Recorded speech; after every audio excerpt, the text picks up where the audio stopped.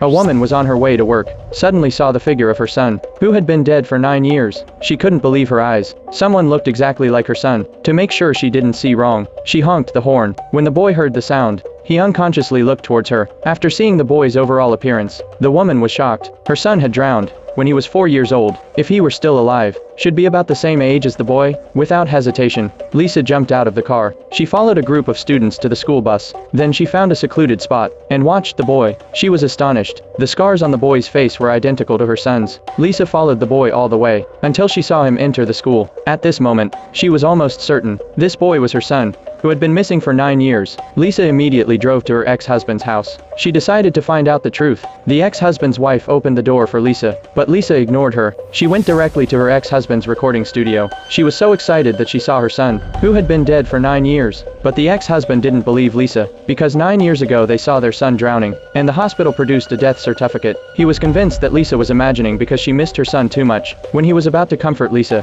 his wife saw what was happening. She immediately threw Lisa out. She didn't care about their son, because they now had a child of their own. Desperate, Lisa decided to go to the police to report the crime.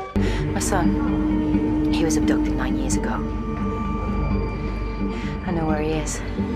The police immediately took out the files from 9 years ago and repeated the results of the investigation. No body was found at the scene. There was no trace of third-party intervention. The conclusion is that the boy drowned accidentally. The body was washed away. Lisa stared at the police with a determined look in her eyes and said, "Do you think I won't recognize my own child?" The sharp words and the look in her eyes shocked the policeman. He promised to re-investigate for Lisa, but Lisa heard indifference in his words. For 9 years, they hadn't found any new clues. Lisa decided to stop relying on them. She took matters into her own hands to find the truth about her son.